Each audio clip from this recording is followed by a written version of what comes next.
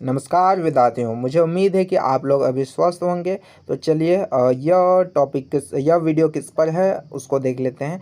जो आपको झारखंड सरकार द्वारा दिया गया किताब है क्लास 5 का गणित, यानी कि आपको जो किताब दिया गया है उसका नाम है रोचक गणित का पहला पार्ट।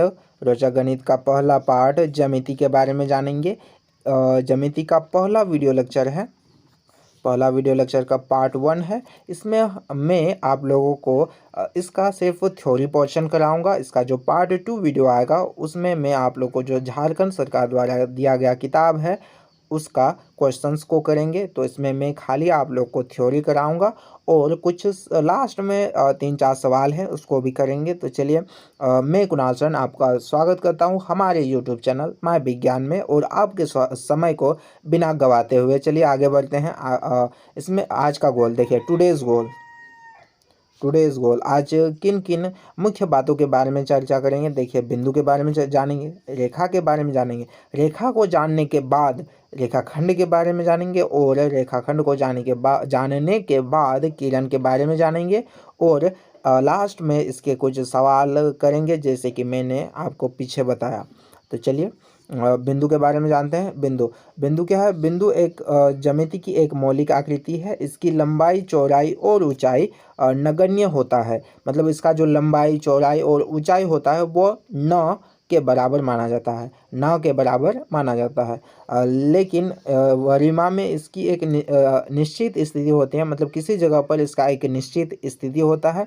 यहाँ देखिए, सारी ज्यामितीय आकृतियाँ इसी से बनी है। मतलब जितनी भी ज्यामितीय आकृतियाँ हैं इसी से बनी है। जैसे देख सकते हैं एक त्रिभुज, ये भी क्या है? यह त्रिभुज है। यह क्या है? यह त्रिभुज है। ये किससे बनी है? यह एक ज्यामितीय आकृति है। यह किससे बना है? यह भी एक बिंदु से ही बना है। मतलब सारी जितनी भी ज्यामितीय आकृतियाँ होती है वे सभी बिंदु से ही बना होता है। और इसको देखिए नीचे दिया गया है एक आकृति। यहाँ देखिए निम्न आकृति में बिंदु ए को दर्शाया गया है। यहाँ देखिए ये क्या है? यह बिंदु ए है। तो मुझे उम्मीद है कि आप लोग को बिंदु समझ में आ गया है। अब बिंदु के बाद आगे देखते हैं आगे क्या है हम लोग का। तो चलिए बिंदु के बाद आगे देखते हैं। आगे देखिए रेखा के बारे में जानते हैं। चलिए रेखा, नीचे एक आकृतियाँ दिया गया। निम्न आकृति में देख सकते हैं रेखा दी गई है। इसके मतलब इसको जो है अंत बिंदु नहीं होता है। इसकी यह किसी भी लंबाई या असीमित दूरी तक बढ़ाई जा सकती है। यहाँ देखिए इसे असीमित दूरी तक बढ़ाया जा सकता है। अतः इनकी एक इसका जो है एक लंबाई मतलब इसका जो लंबाई होता है वो अनिश्चित होता है, या जिसे हम बोल सकते हैं निश्चित नहीं होता है इसका लंबाई। तो देखिए आकृति की रेखा को ए बी से लिखते हैं। देखिए आकृति में जो रेखा दिया गया है उसे किस से लिखे हैं? ये आकृति दिया गया है। यहाँ देखिए ये आकृति दिया गया है। ये क्या है? यह आकृति है। इसे किस प्रकार लिखा जाता है? इसे कुछ इस प्रकार लिखा जाता है। ये क्या है? ये एक रेखा है। यह ए बी एक रेखा है। और देख सकते हैं यहाँ ए बी लिखते हैं पहले और उसके ऊपर एक रेखा का चिन्ह देते हैं। तो मुझे उम्मीद है कि आप लोग को रेखा समझ में आ गया है, इसे किस प्रकार से दर्शाया जाता है। अब आगे देखते हैं आगे क्या है हम लोग का। आगे हैं हम लोग रेखाखंड पे। देखिए रेखाखंड, और नीचे एक आकृति दिया गया है। ये एक आकृति है, यहाँ देख सकते हैं। और इसमें जो रेखाखंड होता है उसमें 2 अंत बिंदु होते हैं। यहाँ देख सकते हैं एक अंत बिंदु ये है और एक अंत बिंदु यहाँ पे है। अब आगे देखते हैं और चलिए इसी को पढ़ते हैं। निम्न आकृति में एक रेखाखंड दर्शाया गया है। मतलब इसको जो है 2 अंत बिंदु होते हैं तथा इसकी निश्चित माप होती है। मतलब इसका जो लंबाई होता है वह निश्चित होता है। इसकी लंबाई इसकी माप होती है। मतलब इसका जितना माप होता है उतना ही रेखाखंड का लंबाई होता है। आकृति के रेखाखंड को ए बी के ऊपर एक रेखा दिया जाता है, या ए बी ही सीधा लिखते हैं कुछ इस प्रकार से। यहाँ देख सकते हैं यहाँ एक चित्र दिया गया है, मतलब आकृति दिया गया है। उसमें ये ए और बी, ये क्या है? यह रेखाखंड है और इसमें 2 अंत बिंदु है। ये वाला एक अंत बिंदु और ये वाला एक अंत बिंदु है। और इसे किस प्रकार से लिखे हैं कि इसे ए बी एक रेखा है, रेखा नहीं, रेखाखंड है। ए भी एक रेखाखंड है, कुछ इस प्रकार से लिख सकते हैं। तो मुझे उम्मीद है कि आप लोग को रेखाखंड समझ में आ गया है। अब रेखाखंड के बारे में और अधिक जानते हैं। चलिए यहाँ देखिए, पुस्तक का किनारा भी एक रेखाखंड ही होता है, देख सकते हैं।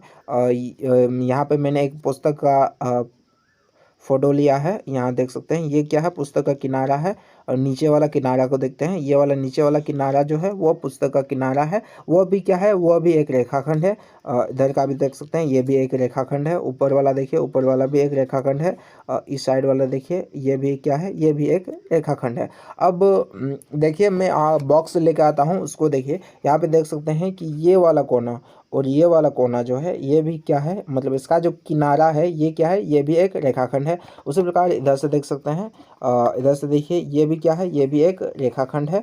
अब इधर से देखिए, इधर भी क्या है, ये भी क्या है, एक, ये भी एक, इसका जो किनारा है वह भी एक रेखाखंड है। तो मुझे उम्मीद है कि आप लोग को रेखाखंड एकदम अच्छी तरह से समझ में आ गया है। अब इसका और एग्जांपल लेते हैं। जैसे आप देख सकते हैं, मेज, बोर्ड तथा दरवाजा का किनारा भी एक रेखाखंड ही होता है। जो आपका स्कूल बोर्ड है, आप देखे ही होंगे कि उसका जो किनारा है वह भी क्या है, वह भी एक रेखाखंड ही होता है। यहाँ देखिए, ये मान लीजिए कि ये एक बोर्ड है, तो इसका जो ये किनारा है, ये किनारा क्या है, ये किनारा भी एक रेखाखंड है। तो मुझे उम्मीद है कि आप लोगों को रेखाखंड एकदम अच्छी तरह से समझ में आ गया है।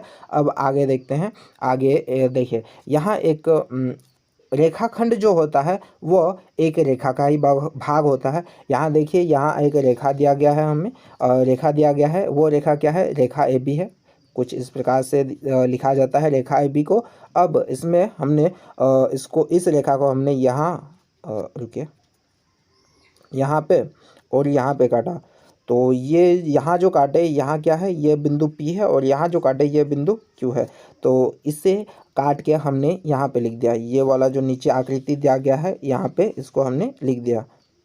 तो ये हमारा क्या बना, ये एक रेखाखंड बना। PQ एक रेखाखंड बना। वो क्या है, वह एक PQ रेखाखंड बना। तो वह किसका पार्ट है, वह रेखा AB का पार्ट है। तो रेखाखंड जो होता है, और रेखाखंड रेखा का ही एक भाग होता है। कुछ यहाँ देखिए, ये जो तार है, ये इसका अंत बिंदु है एक, और ये वाला एक अंत बिंदु है। तो ये क्या है, यह एक रेखाखंड है। उसी प्रकार देखिए, रेखा को इस प्रकार से भी देख सकते हैं। ये देखिए, इसमें ये रेखा है। इसे दोनों तरफ असीमित दूरी तक बढ़ाया जा सकता है। इसे इधर भी बढ़ाया जा सकता है और इसे इधर भी बढ़ाया जा सकता है। तो मुझे उम्मीद है कि आप लोग को रेखाखंड और बिंदु जो पहले पढ़ाया वह सब समझ में आ गया है। अब आगे देखते हैं, आगे क्या है। यहाँ पे ये जो रेखा है, रेखाखंड है PQ, इसे कुछ इस प्रकार से लिखा जा सकता है। PQ के ऊपर एक रेखाखंड दिया जाता है। तो वह क्या है, वह यह बता रहा है कि PQ एक रेखाखंड है। तो चलिए आगे बढ़ते हैं। चलिए अब हम लोग किरण के बारे में जानते हैं। किरण, निम्न आकृति में एक किरण दिखाया गया है। इसका मतलब, इसको जो है एक अंत बिंदु होता है। यहाँ देख सकते हैं, ये जो A है, A क्या है, A इसका अंत, इस किरण का, AB किरण का अंत बिंदु है। यहाँ देखिए, इसकी लंबाई अनिश्चित यानी कि निश्चित नहीं होता है। एक और तीर शीर्ष दिशा में है। यह किसी भी लंबाई तक बढ़ाया जा सकता है। आकृति में एक किरण AB लिखे, मतलब जो आकृति में किरण दिया गया है उसे कुछ इस प्रकार से लिखा जाता है, किरण AB। मतलब AB पहले लिखते हैं और उसके ऊपर एक किरण तीर का निशान देते हैं। तो मुझे उम्मीद है कि आप लोग को किरण भी समझ में आ गया है। अब आगे देखते हैं। आगे एक नोट पॉइंट है, यहाँ देखिए। ना, इस नोट पॉइंट को छोड़िए, मैं अपने से आप लोग को बता दे रहा हूँ। अरे यहाँ देखिए, जो किरण होता है, किरण, अरे बाबू, हाँ देखिए, ये एक किरण AB दिया गया है। तो इस किरण AB को ये किरण AB दिया गया है।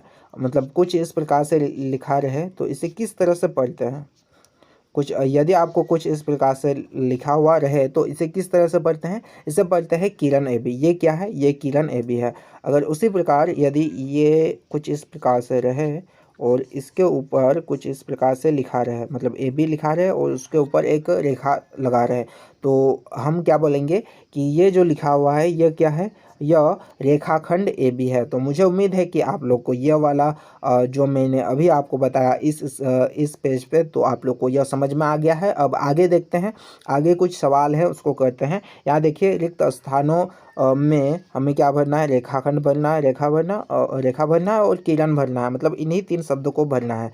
तो पहला क्वेश्चन देखिए, क नंबर क्वेश्चन है, खाली स्थान है उसमें को एक अंत बिंदु होता है, मतलब किसमें एक अंत बिंदु होता है, किसमें एक अंत बिंदु होता है। तो आपको पता ही होगा कि किरण में एक अंत बिंदु होता है। यहाँ देख सकते हैं ये क्या है, ये किरण है हम लोग का, इधर अंत बिंदु नहीं होता है। यह क्या है, ये एक अंत बिंदु है, तो किरण में एक अंत बिंदु होता है। तो यहाँ इसका आंसर क्या है, इसका आंसर हुआ किरण। किरण में क्या होता है, किरण में एक अंत बिंदु होता है। अब दूसरा क्वेश्चन देखिए, ख नंबर क्वेश्चन, को अंत बिंदु नहीं होता है, मतलब ख नंबर क्वेश्चन बोल रहा है, मतलब किस रेखा, मतलब किससे अंत बिंदु नहीं होता है।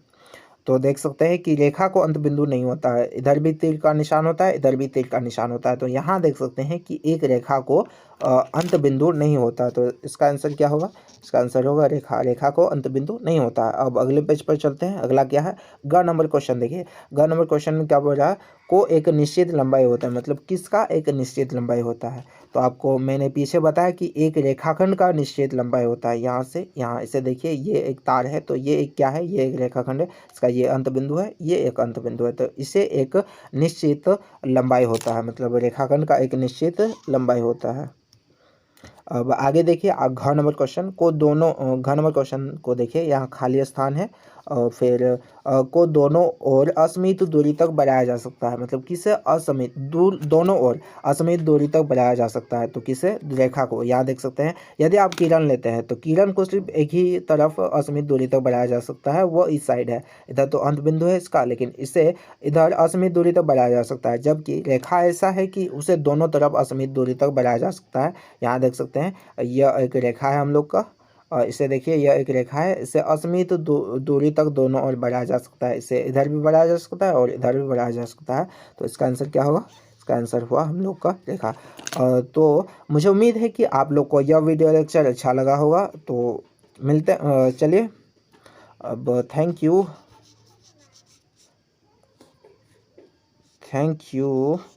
मिलते हैं अगले वीडियो लेक्चर में, तब तक के लिए ओके बाय।